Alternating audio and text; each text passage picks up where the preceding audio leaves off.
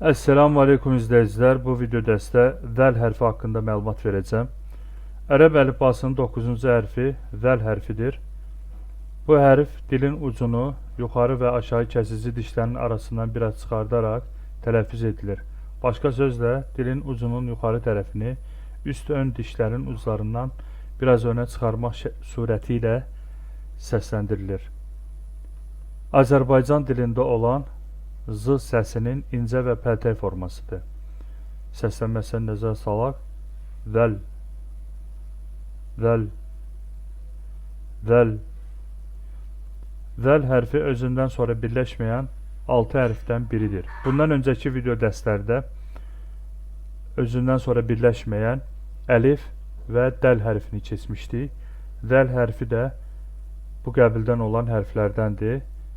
Digər 3 hərf haqqında isə növbəti dərslərdə keçəcəyik inşallah.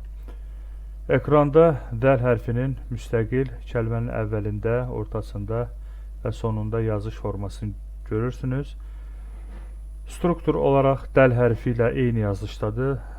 Fərqli olaraq üzərində nöqtə işarəsi var. Gəlin praktiki olaraq yazmağa çalışaq. İlk öncə müstəqil formasını yazaq. Eyni ilə dəl hərfində olduğu kimi damanın yarısından yuxarıdan aşağı doğru çəkirik. Diagonal formada, daha sonra sağdan sola doğru düz xətt çəkirik və üzərində nöqtə işarəsi qoyuruq ki, dəl hərfindən fərqlənsin. Bir daha yazıram. Yenə yuxarıdan aşağı doğru diagonal və düz xətt çəkirik sola doğru. Bu hərf özündən sonra heç bir hərfə birləşmədiyi üçün təbii ki, bu hərf dəl hərfində olduğu kimi iki cür yazışı var. Ümumiyyətlə, özündən sonra birləşməyən hərflərin iki cür yazışı olur. Müstəqil və əvvəl forması eyni olur. Yəni, gəlin bunu da yazaq. Yəni, eynidir. Bir fərq yoxdur.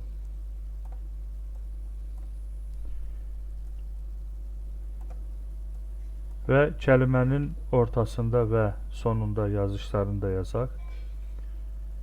Bu zaman sağdan bir çıxıntı qoyuruq. Daha sonra aşağıdan yuxarıya doğru çəkdik. Daha sonra sola doğru çəkirik və üzərində nöqtə qoyuruq. Bu formada da yaza bilərsiniz. Yəni, yazıb sonra da sağdan çıxıntı qoya bilərsiniz. Təbii ki, ərəb dilində hərflər sağdan sola yazıldığı üçün, yəni ilk öncə çıxıntını qoyaraq yazsanız daha yaxşıdır, yəni öyrəşmək üçün. Çünki hərfləri ardıcıl yazarkən sağdan sola doğru yazacaqsınız. Yəni bu çıxıntılar ilk öncə qoyulsa daha yaxşıdır. Və kəlmənin sonunda da yəni eyni formada yazılır, orada da yazıldığı kimi.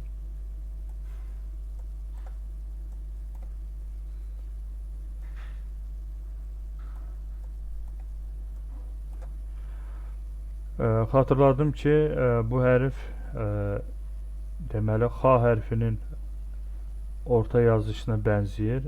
Lakin nəzərə almaq lazımdır ki, X hərfinin ortada yazışı bu formada yazılır. Yəni burada bir çıxıntı olur. Həm də ki, hündür olmur bu hərf. Yəni damanın yarısı hündürlüyündə olur. Amma daha doğrusu vəl hərfi isə yəni biraz daha hündür hərfdir. Həm də bu belə çıxıntı olmur. Belə, siz də bu hərfin müxtəlif yazış formalarını ən azı bir sətir yazıb praktika edin. Bu qədər. Esselamu Aleyküm.